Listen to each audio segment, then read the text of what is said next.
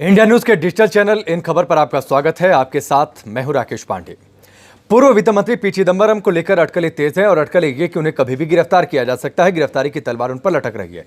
दरअसल अब से थोड़ी देर पहले सीबीआई की टीम उनके घर पहुंची, वो घर पर मिले नहीं। ईडी की टीम भी उनके घर पहुंची, तब भी वो घर पर नहीं मिले और हाईकोर्ट ने आज साफ तौर पर कह दिया था कि आपको राहत नहीं दी जा सकती है। आईएनएक्स मीडिया केस में आप मुख्य साजिशकर्ता हैं, आप किंगपिन हैं, सब कुछ आपके इशारे पर हुआ है। जाहिर सी बात है, हाईकोर्ट का यह हार्श स्टेटमेंट बताता है कि कोर्ट एक सख्त रुख दिखा चुका है। हालांकि इसके बाद चिदंबरम तुरंत पहुंचे थे सुप्रीम कोर्ट से भी राहत नहीं मिली और सुप्रीम कोर्ट ने कह दिया कि आप अगले दिन याचिका को कोर्ट के सामने रखिए और तब संबंधित जज ये तय करेंगे कि आपके इस मामले पर सुनवाई कब हो या ना हो। हमारे साथ विद्या सर जुड़ चुके हैं, सीधे उनसे बातचीत करेंगे। अब लगता है कि चिदंबरम का बचना मुश्किल है। निश्चित रूप से जिस तरह से हाई कोर्ट ने कमेंट किया है, ऑब्जर्वेशन दिया है और उसके बाद से वो कपिल सिब्बल चिदंबरम भी बड़े वकील है, कपिल सिब्बल भी हैं, भागे भागे सुप्रीम कोर्ट पहुंचे, अभिषेक मनु सिंह भी पहुंचे।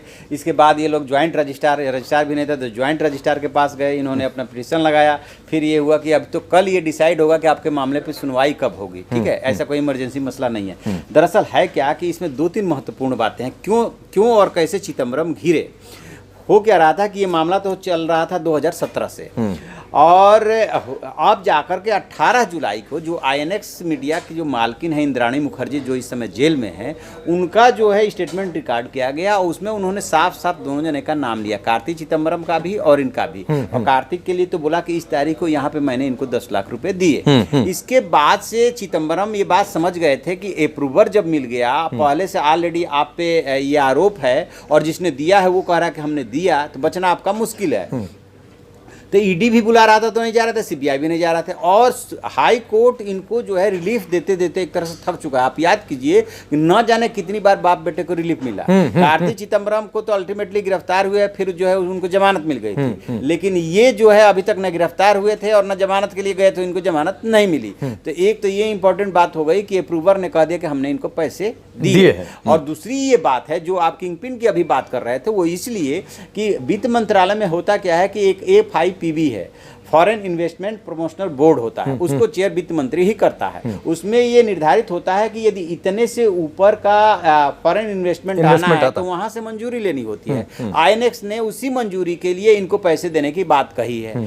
तो उस समय ये चेयर कर रहे थे, उस समय आप वित्त मंत्री थे, आप प्रभावशाली पोजीशन में थे। देने वाला कह रहा है कि हमने दिया है और उसके बाद ईडी और सीबीआई के पास जो डॉक्यूमेंट है या एविडेंस है वो कह रहा है कि हाँ आपने लिया है, तो फिर आपके बचने की गुंजाइश कम हो जाती है, खास तौर से जांच एजेंसी के लेवल पे। कम से कम वो पूछताछ तो आपसे करे। और जो आप जिक्र कर रहे हैं, शायद इसीलिए हाईकोर्ट को ये कहना पड़ा कि ये मनी लॉन्ड्रिंग का एक क्लासिक एग्जांपल है। जो एग्जैक्ट स्टेटमेंट है कि एक क्लासिक उदाहरण है और ऐसे केस में यदि आरोपी को जमानत दी जाती है तो इससे समाज में बेहद खराब संदेश जाएगा और असरदार पूछताछ हो। इसके जरूरी है कि आपको कस्टडी में लिया जाए। अब देखिए, आपने ये जो बात कही कि कोई भी कोर्ट, दुनिया के किसी भी कोर्ट, मतलब आप सुप्रीम कोर्ट जाइए, भारत के सुप्रीम कोर्ट में जाइए, कोई भी कोर्ट ये नहीं कह सकती कि यदि आपके, मान लीजिए कि आपके खिलाफ जो है गलत FIR लॉन्च हो जाती है, तो भी कोर्ट यही कहता है कि जांच का पहले सामना कीजिए और उसके बाद कोर्ट डिसाइड करेगा कि आप इसमें दोषी हैं कि नहीं है। तो इन पे जो सबसे सीरियस एलिगेशन है पी चिदंबरम पे कि आप तो जांच एजेंसी चाहे सीबीआई हो चाहे ईडी, उससे कोऑपरेट ही नहीं कर रहे हैं। वो बुला रहे हैं आपको पूछताछ करने के लिए, तो आप पूछताछ के लिए भी नहीं जा रहे हैं और वहां पे जा रहे हैं तो आप उनके सवालों का जवाब नहीं दे रहे हैं। तो ये सुप्रीम कोर्ट इस मामले में अब इनको इसलिए नहीं रिलीफ दे सकता, बोले जांच का तो सामना कीजिए, उसके बाद मामला तो कोर्ट में चलेगा, उसमें चार्जशीटेड होंगे, उसमें आरोप तय होगा, उसके बाद आपको सजा होगी कि नहीं होगी वो कोर्ट डिसाइड करेगा। यदि आप निर्दोष है तो आप वहां से छूट जाएंगे, लेकिन अभी तो जांच का सामना कीजिए। वो जांच का सामना नहीं करना चाहते हैं आप। और शायद ये बात कहीं ना कहीं शक पैदा करें, क्योंकि सीबीआई और ईडी की टीम दोनों हाईकोर्ट में भी मौजूद थी और उन्होंने कहा कि ये सवालों से बच रहे हैं, सवालों का सामना करना नहीं चाहते, हम इनको सम्मन जारी कर रहे हैं, ये आ नहीं रहे हैं बातचीत करने के लिए। और इसीलिए शायद जो उनका बचकर भागना गंभीर आरोप, क्योंकि 305 करोड़ के आसपास का ये पूरा मामला है और उसको लेकर तभी कोर्ट को शायद ये मजबूर होना पड़ा कहने के लिए कि आरोप गंभीर है और ये क्लासिक एग्जाम्पल है, क्योंकि इस तरीके की सख्त टिप्पणियां कोर्ट आमतौर पर करता नहीं है। अब है क्या इसमें कि आपने जो कहा कि कोर्ट आमतौर पर नहीं करता है, कोर्ट इनको जो है रिलीफ देते देते थक चुका है। पहले लोअर कोर्ट में जाते हैं, फिर हाई कोर्ट में जाते हैं, एलिट क्लास के ये सब लोग हैं, ठीक है ना। ये आम आदमी तो है नहीं कि जो है आप सुप्रीम कोर्ट तक तुरंत पहुंच गए। आज ही के डेट में सुप्रीम कोर्ट भी पहुंच गया, ठीक है। तो होता क्या है कि ईडी का और सीबीआई का जो जांच का तरीका है वो यहाँ तक ट्रेल निकाल लेते हैं कि आपको यहाँ पे इतने पैसे का भुगतान किया गया, उसके बाद यहाँ पे इतने पैसे का वो हवाला के जरिए गया, वहां से वो पूरा ट्रेल निकाल लेते हैं कैसे भुगतान किया गया, कहाँ कहाँ गया। तो सिर्फ चिदम्बरम ही तो कोऑपरेट नहीं कर रहे हैं, बाकी सब लोगों ने तो उसका लिंक बता दिया, लिंक स्टेब्लिश हो चुका है। तो इसमें अब देखिए जैसे रतुलपुरी वाला मामला था तो उसमें भी तो लिंक पता चल गया, उसके बाद ही तो उनकी गिरफ्तारी हुई। बिल्कुल बिल्कुल। तो ठीक इसी तरह से जब लिंक स्टेब्लिश हो गया और आप चाहे पूर्व वित्त मंत्री रहे हो चाहे पूर्व गृह मंत्री रहो, देश में सबके लिए कानून एक ही है, ठीक है। अब जब सरकार और प्रशासन नहीं, लेकिन आपने अच्छा जिक्र किया है कि इस देश के जो पूर्व मंत्री रहे, वित्त मंत्रालय का आपने कार्यभार संभाला, शायद कानून मंत्री भी रहे, आप खुद कानून से इस वक्त भागने के लिए मजबूर हैं क्योंकि आपको लगता है कि आप फंस चुके हैं पूरी तरीके से। यही तो दिक्कत की बात है। आप याद कीजिए जो हाई कोर्ट वाले जज साहब थे जिन्होंने सुप्रीम कोर्ट की अवहेलना की थी, ठीक है ना।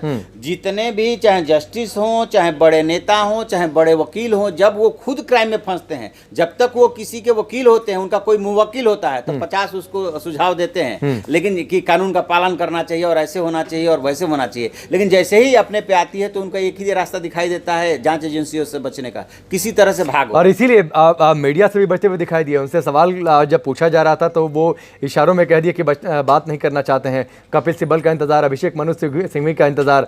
ये बात आपने बिल्कुल ठीक कही कि शायद उन्हें अपने लिए अब दलील नहीं समझ में आ रही है। जांच एजेंसियों का जो इनकी सीबीआई को और ईडी की जांच का तरीका होता है ना, चाहे जितने बड़े आदमी हो, वो उतना क्वेश्चन से आपको तोड़ देते हैं कि जैसे आपको शुरुआत में मैं तो कवर किया हूँ, शुरुआत में आपसे बहुत इजी सवाल पूछेंगे शुरू में, जैसे जैसे टफ होता जाता है ना वैसे वैसे आपको पसीने आने लगते हैं, फिर आप कहते हैं कि मुझे याद नहीं। आप सामान्य तौर पे ज़्यादातर क्वेश्चंस का वो आप पाएंगे कि वो कहते हैं कि हमें याद नहीं है। ये यहाँ से इनसे फला से इस तारीख में यहाँ पे मिले थे तो आप बोलेंगे कि हमें याद नहीं है। अच्छा तो फिर ये ऐसे हुआ था तो फिर कहेंगे कि आप याद, कितनी सारी आपको पूरे अपने जीवन भर की बातें याद है और बस वही बातें याद नहीं है। तो उतना क्वेश्चंस में आपको उलझा देते हैं और इतना ट्रांजैक्शन आपका दिखा देंगे। आप यहाँ से यहाँ ट्रेवल करके गए थे, आपके बेटे यहाँ तक, आपके बेटे की लोकेशन उस दिन यहाँ पे थी, आपकी पत्नी की लोकेशन वहाँ पे यहाँ पे थी, तो इतना कनेक्ट कर देते हैं और उसके बाद उसके एविडेंस आपके सामने रख देते हैं। तो पसीने आने लगते हैं, बड़े बड़े वकीलों के पसीने आने लगते हैं, जस्टिस को पसीने आने लगते हैं। तो ये वजह है, मुश्किल स्थिति है पी चिदम्बरम के लिए और उन्हें शायद इस बात का एहसास हो चला है कि वो जांच एजेंसियों से अब दूरी बनाकर नहीं रख सकते हैं और कोर्ट का जो रुख है वो इस बात की ओर इशारा भी करता है कि उन्हें अब कानून की जो हथकंडे हैं उनसे कोई बचा नहीं सकता है। खैर, जो तमाम अपडेट्स रहेंगी पी चिदम्बरम को लेकर वो हम आपको लगातार देते रहेंगे। इन खबर के यूट्यूब पेज पर आप लगातार आते रहिए, कमेंट ज़रूर करिए। फिलहाल अभी के लिए बस।